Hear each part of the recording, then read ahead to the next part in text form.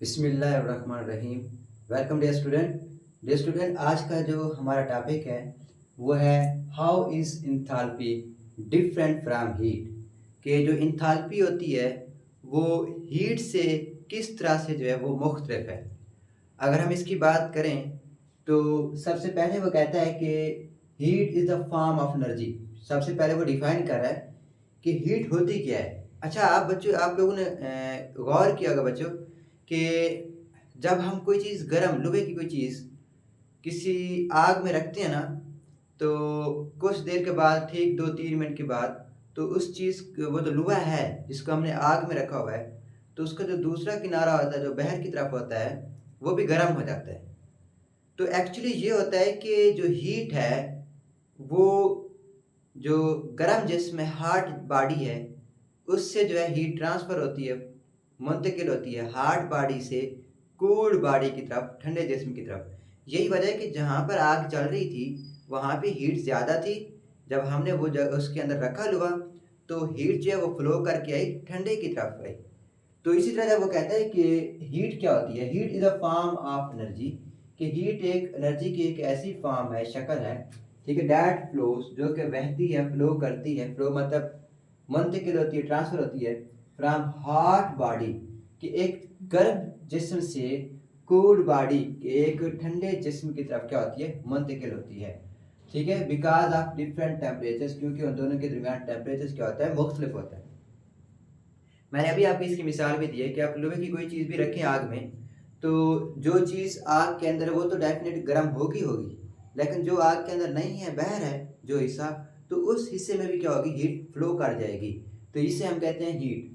अच्छा, उसके बाद कहता है कि जो हीट है इसका जो यूनिट है वो जूल होता है। ठीक है, हम हीट को किससे मेजर करते हैं, जूल से, और ये इसका यूनिट भी है। इसके बाद कहते हैं कि enthalpy is the number of molecules.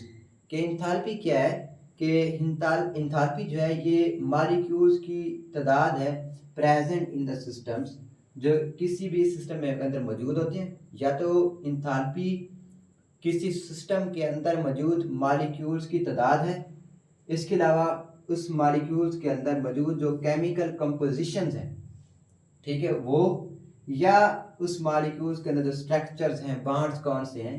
तो ये केमिकल कंपोजिशन, स्ट्रक्चर्स, ठीक है, मॉलिक्यूल्स की नंबरिंग जो है, इससे हम लोग क्या नाम देते हैं, इंथैल्पी कहते हैं। तो इंथैल्पी के अंदर ये तीनों चीज़ें शामिल हैं कि जो मॉलिक्यूल्स है या जो सिस्टम है उसके जो स्ट्रक्चर्स है वो कैसी है, मॉलिक्यूल्स में आपस में बॉन्ड्स कैसा पाया जा रहा है, उनके आपस में केमिकल कंपोजिशंस कैसी है, ठीक है, कितने बॉन्ड्स हैं, एटम्स क्या हैं। तो ये सारी चीज़ें मिलकर जो हैं, नंबर ऑफ मॉलिक्यूल्स मिलकर जो हैं इंथैल्पी बनाते हैं। उसके बाद कहते हैं हीट इज़ नॉट एसेंशियल। अच्छा, ये जो इंथैल्पी है, it is the essential part of a system. ये किसी भी सिस्टम का एक अहम तरीन पार्ट होता है। लेकिन अगर हम लोग बात करते हैं किसकी, हीट की, तो कहते हैं कि heat is not essential part. कि हीट जो है वो कोई ज़रूरी पार्ट नहीं है, ये डबल हो गया।